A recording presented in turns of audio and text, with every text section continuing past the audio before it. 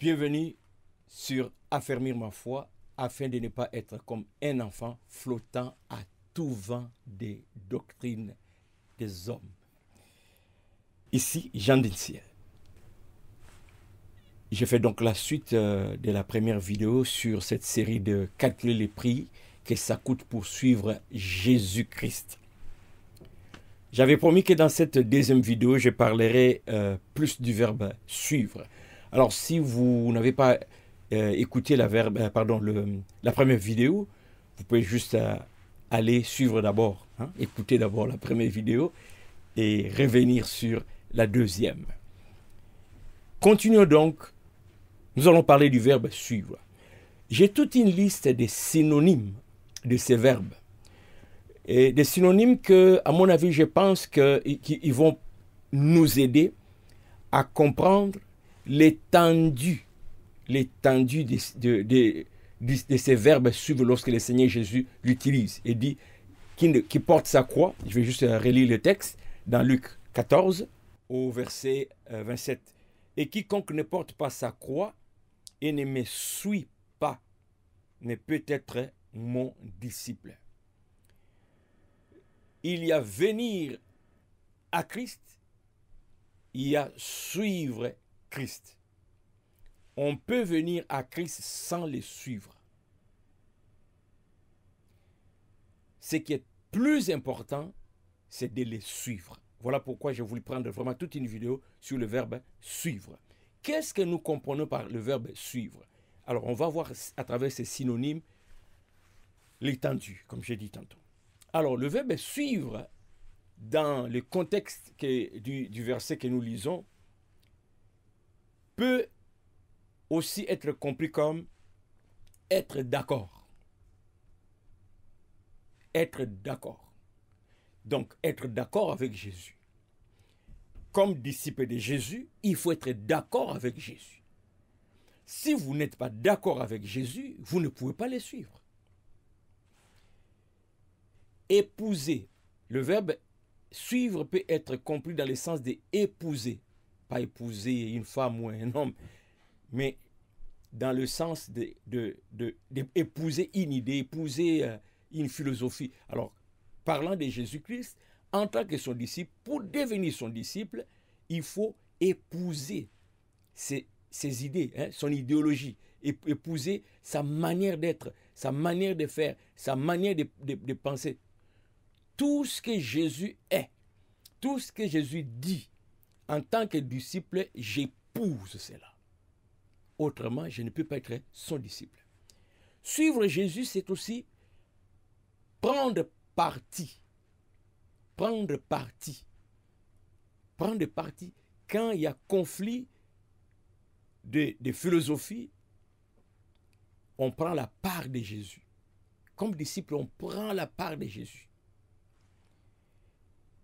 Il y a aussi le sens de s'adonner. Comme on dit, s'adonner à un sport. Passionnément à un sport. Alors, un disciple de Jésus s'adonne à sa doctrine, s'adonne à ses enseignements, s'adonne à ses règles, passionnément. Autrement, on ne peut pas être son disciple.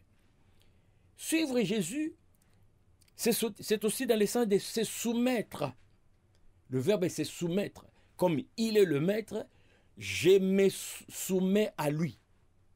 C'est-à-dire, je n'ai pas à discuter quand il donne un ordre. Je m'incline, je me soumets. Si je ne peux pas me soumettre, je ne peux pas être son disciple. Parce qu'il ne peut pas être maître et ne pas avoir quelqu'un qui se soumet à lui. Le verbe suivre, c'est aussi dans le sens de souscrire. Souscrire à. Encore là, souscrire à ses enseignements, à sa philosophie. Acquiescer, il y a aussi le sens d'acquiescer. Lorsqu'il parle, j'acquiesce. Il y a aussi le sens de cheminer. Je viens à Jésus, je chemine avec Jésus. Donc, si je ne veux pas cheminer avec Jésus, je ne peux pas être son disciple. Il y a aussi le sens de imiter. Suivre Jésus, ça veut dire aussi imiter Jésus. Faire comme lui. Comment est-ce que Jésus se comportait sur la terre? Aujourd'hui, physiquement, comment il se comporterait? Moi, comme son disciple, je dois l'imiter. Si je ne peux pas, si je ne veux pas imiter, je ne peux pas être son disciple. Et toujours dans suivre, il y a aussi marcher avec quelqu'un, dans le sens de s'accorder. Non seulement marcher physiquement, donc pas à pas, mais aussi marcher dans le sens de s'accorder. Si je ne m'accorde pas avec Jésus, je ne peux pas être son disciple. Il faut qu'il y ait accord avec lui.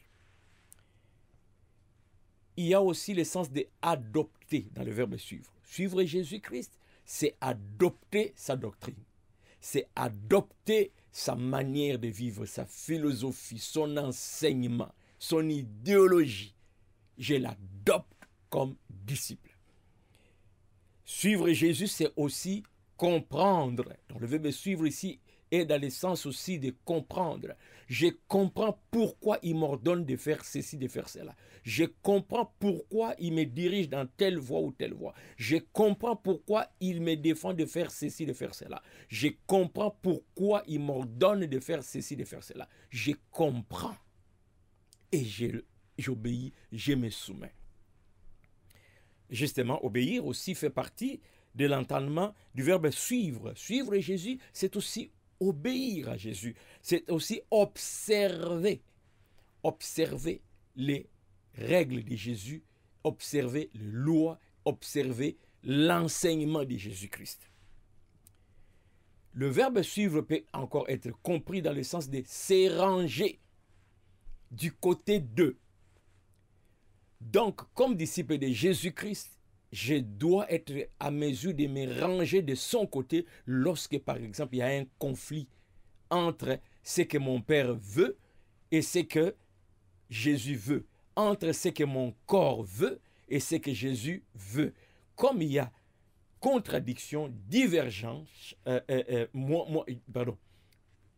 divergence, je me range du côté de Jésus-Christ. Il n'y a pas à discuter. Je me range du côté de Jésus-Christ.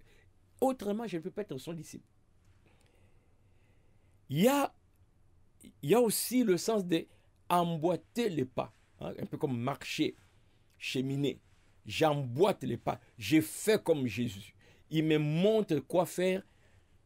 Je le fais. Il marche, je marche. Je suis en synchro avec Jésus. Autrement, je ne peux pas être son disciple. Il ne faut pas que lui va en avant, moi je recule. Non, j'emboîte les pas. Il y a aussi le sens de s'abandonner.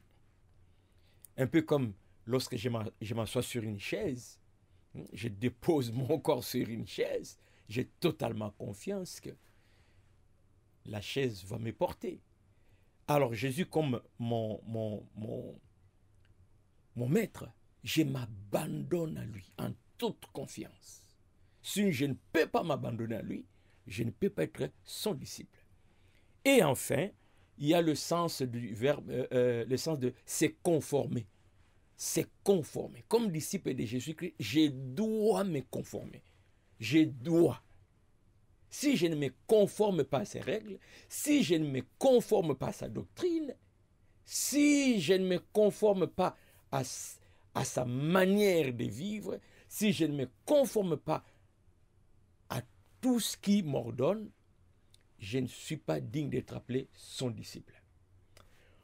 Voilà, j'espère que cette vidéo vous a permis de comprendre l'étendue du verbe suivre.